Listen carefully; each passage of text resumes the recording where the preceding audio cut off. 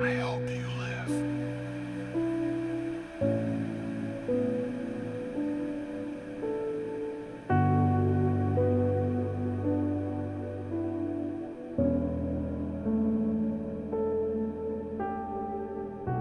To live is to die, over and over again, because the only constant is change. The human experience entails suffering as an essential part of existence. You don't have to dwell there.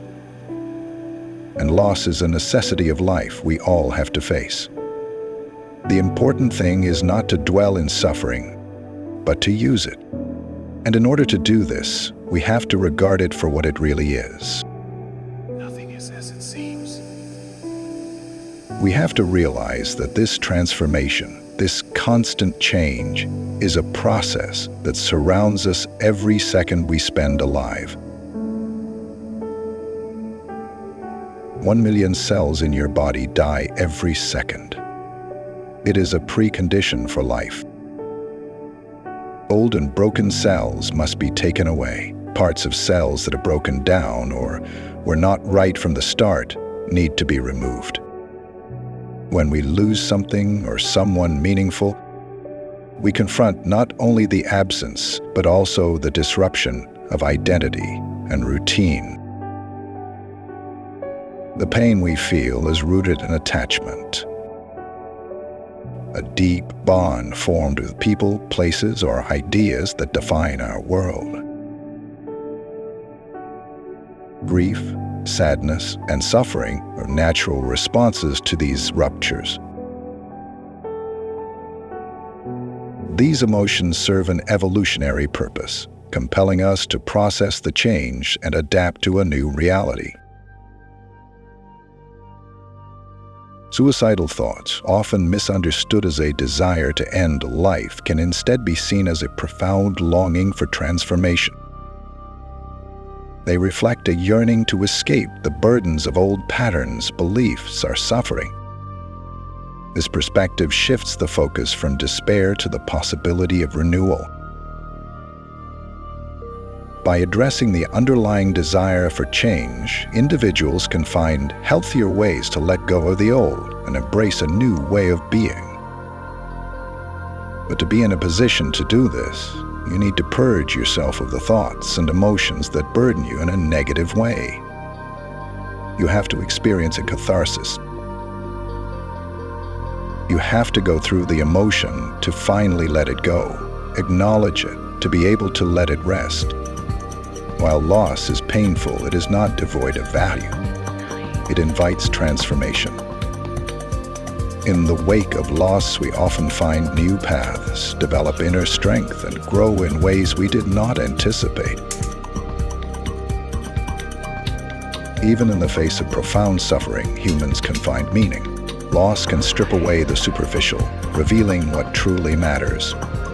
Allow yourself to feel the sadness, anger, or despair without judgment. Suppressing emotions can prolong suffering. Very often, suffering is a choice, and all that it takes to transform this suffering is to consider another point of view, a new way of thinking, a new way of being. You're not alone. When you achieve acceptance, all your defense mechanisms will go down, and you'll be free to evolve and build a new reality.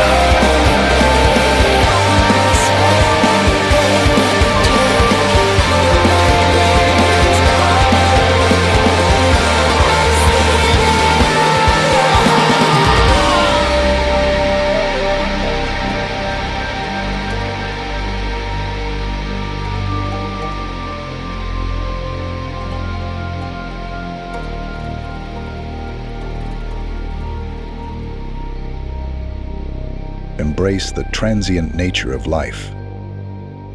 This acceptance does not negate the pain of loss, but helps contextualize it within the broader cycle of change.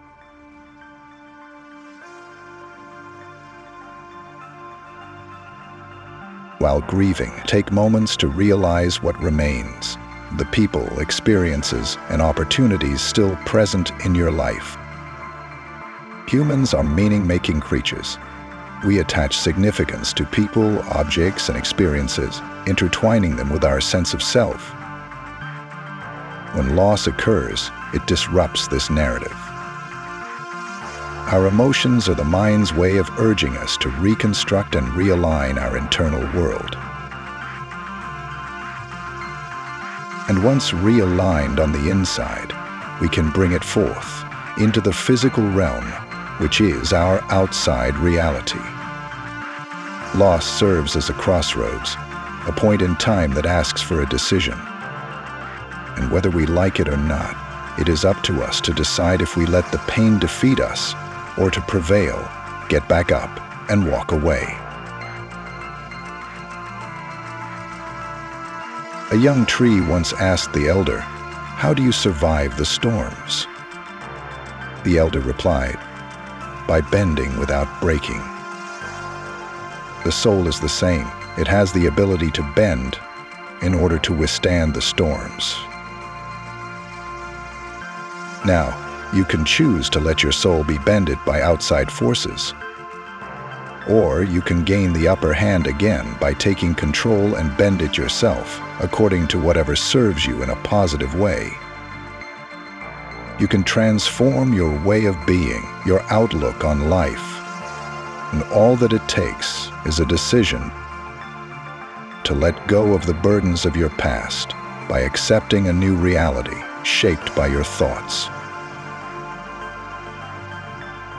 So accept your pain and embrace it in its entirety, and then let it go. A tree in autumn wept as it lost its leaves, fearing it was dying.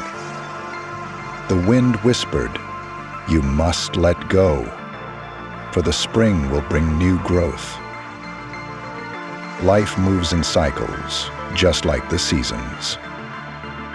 Two travelers climbed a mountain. One carried a heavy stone representing their loss. When they reached the summit, they placed the stone down and built a cairn, marking their journey and creating a guide for others.